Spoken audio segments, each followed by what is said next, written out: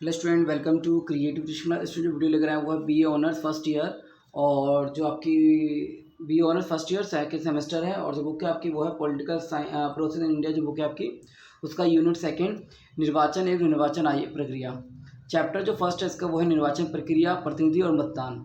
ये एक तरीके से चैप्टर बहुत इंपॉर्टेंट है। इसके ऊपर एक तरीके से 100% क्वेश्चन आता है। तो इसमें आपको बताऊंगा कि निर्वाचन होता क्या है, इसके प्रकार क्या हैं, और इसकी निर्वाचन प्रक्रिया का वर्णन करने के लिए पूरा एक तरीके शॉर्ट तरीके से बताऊंगा इसमें।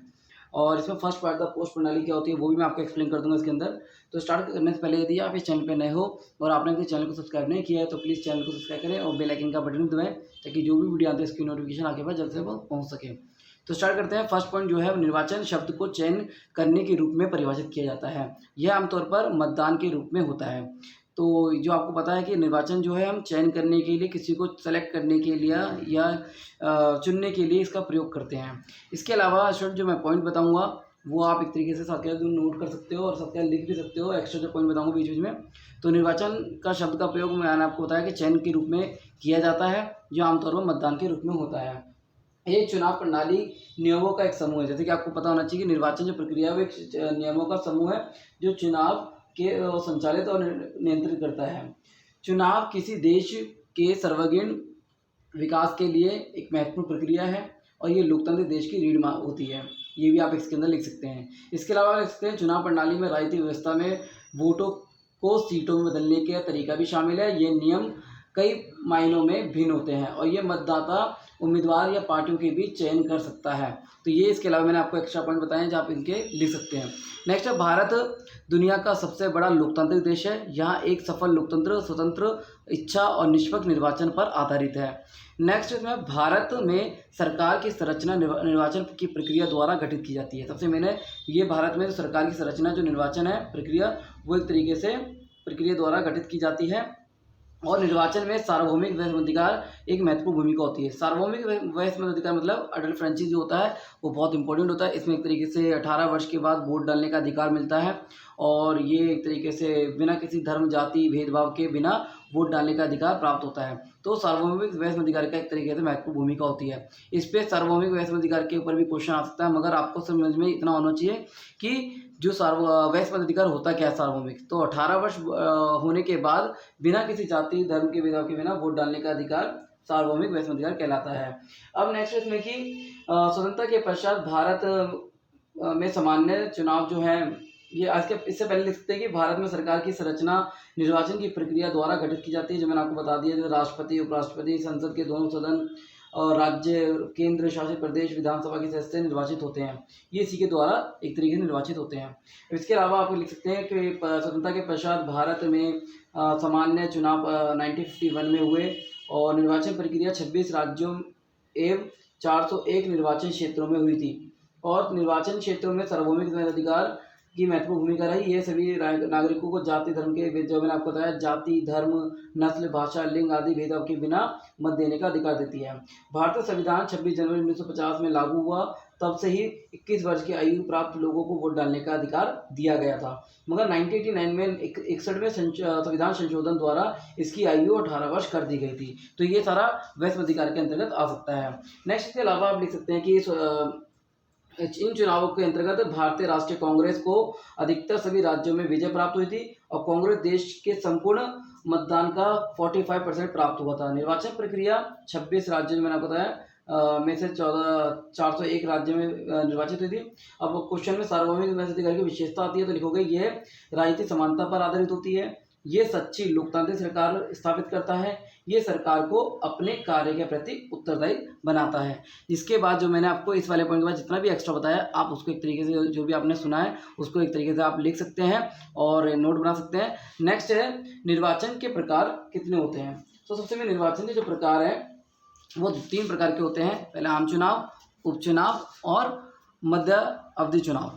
आम चुनाव जो होता है हर 5 साल बाद जैसे नई लोकसभा और विधानसभा का गठन करने के लिए होता है। और उपचुनाव जब मृत्यु और इस्तीफा दिए जाता है तो उसके बाद उपचुनाव कराए जाते हैं। मध्य अवधि चुनाव होता है यदि कुछ कारणों से प्रधानमंत्री या राज्यपाल की सलाह पर राष्ट्रपति 5 साल पूरा करने पर लोकसभा को भंग कर देता है या विधानसभा को भंग कर देता है तब मध्यावधि चुनाव किए जाते हैं। अब इसके बाद जो है कि निर्वाचन प्रणाली की विशेषता क्या है, तो ये वयस्क मताधिकार पर आधारित होती है, ये भौगोलिक प्रतिनिधि पर आधारित होती है, ये केवल सदस्य क्षेत्रीय निर्वाचन क्षेत्र होता है और बहुमत के आधार पर चयन किया जाता है। तो ये आपके 4 पॉइंट है निर्वाचन प्रणाली की विशेषता के रूप में। इसके अलावा क्या लिख सकते हैं, जैसे कि मैंने आपको बताया कि बहुमत के आधार पर, तो ये निर्वाचन की विशेषता है, मगर बहुमत के आधार पर चयन कैसे होता है, जैसे फर्स्ट पास द पोस्ट प्रणाली, इसके ऊपर भी क्वेश्चन आता है। फर्स्ट पास द पोस्ट प्रणाली क्या है, तो फर्स्ट पास द पोस्ट एक वोटिंग सिस्टम है जिसमें लोग अपनी पसंद के उम्मीदवार को वोट देते हैं तथा सबसे ज़्यादा वोट हासिल करते हैं उसी को एक तरह उम्मीदवार बनाया जाता है। इसमें प्रत्येक निर्वाचित क्षेत्र में से एक प्रतिनिधि चुना जाता है। ये चुनाव प्रणाली की सबसे सरल प्रणाली है जो मतदाताओं की समझ की दृष्टि से भी आसान है। इस चुनाव प्रणाली के अंतर्गत राज्य को जहां चुनाव कराना है छोटे छोटे चुनाव क्षेत्रों में विभक्त कर दिया जाता है। इस प्रणाली का महत्व यह है कि इसमें प्रत्येक निर्वाचित क्षेत्र हेतु स्पष्ट और चिन्हित और अभिन्न प्रतिनिधि होता है और इसमें से एक तरीके से एक तरीके से चुना जाता है तथा प्रत्येक मतदाता को अपने प्रतिनिधि के बारे में अत्यधिकारी जानकारी प्राप्त होती है। इसके अलावा एक जो प्रणाली है वो है अनुपातिक प्रणाली जो है। अनुपातिक प्रणाली जो होती है, अनुपातिक मत पद्धति का दूसरा रूप सूचित प्रणाली है। इस प्रणाली के अंतर्गत भी बहुत सदस्य निर्वाचन क्षेत्र होते हैं। अनुपातिक प्रतिनिधि पर राष्ट्रीय विधायिकाओं के लिए सबसे व्यापक रूप से इस्तेमाल की जाने वाली चुनाव प्रणाली है। इसमें मत बर्बाद नहीं होते हैं और प्रत्येक मत का लाभ उठाया जाता है।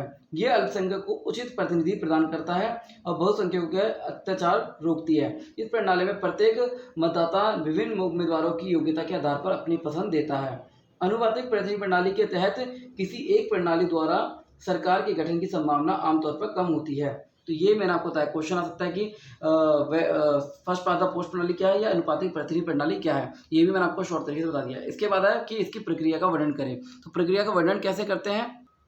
अब निर्वाचन प्रक्रिया, तो निर्वाचन प्रक्रिया से आपको पहले मैंने आपको बताया था कि स्वतंत्रता के पश्चात 1951 में या 1952 में सर्वप्रथम आम चुनाव हुए थे और नेहरू के नेतृत्व में कांग्रेस में लगातार 1952, 1957, 1962 के आम चुनाव में बहुमत प्राप्त किया और नेहरू की मृत्यु के बाद 1964 में लाल बहादुर शास्त्री द्वारा 1960 तक कार्यभार संभाला गया और 1967 काल में अनेक राज्यों में गठबंधन सरकारें का उदय हुआ और स्तरीय स्तर पर मोरारजी देसाई और अध्यक्षता में एक तरीके प्रथा गठबंधन की सरकार का निर्माण हुआ।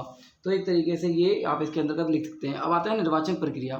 निर्वाचन की घोषणा, पहले होता है कि निर्वाचन की घोषणा बहुत करना जरूरी होता है, फिर उसके बाद नामांकन करना होता है, नामांकन की जांच करना और फिर प्रत्याशियों की वापसी, चुनाव प्रचार, मतदान, फिर गणना, मतलब ये सारी प्रक्रिया हैं जिनको आप एक्सप्लेन कर सकते हैं और एक तरीके क्वेश्चन को आंसर का कंप्लीट कर सकते हैं।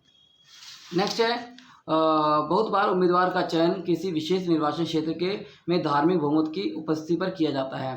ये एक तरीके से बहुत इंपॉर्टेंट है कि जो चुनाव होते हैं उनमें क्या क्या चीज़ों का इस्तेमाल किया जाता है, क्या क्या चीज़ों का उपयोग किया जाता है। तो पहला भाषा, भारत एक बहुभाषी राज्य है जिसमें 22 आधिकारिक भाषाएं और कई अन्य भाषाएं हैं और भाषा के आधार पर एक तरीके से वोट किए जाते हैं और एक तरीके से इसको अलग करना बहुत मुश्किल है। नेक्स्ट है धर्म, भारत के अंतर्गत पंथ निरपेक्ष राज्य की स्थापना करना तथा किसी भी धर्म को राज्य धर्म के रूप में मान्यता देना काफ़ी महत्वपूर्ण इसमें माना जाता है और एक धर्म के आधार पर भी एक तरीके वोट मांगे जाते हैं।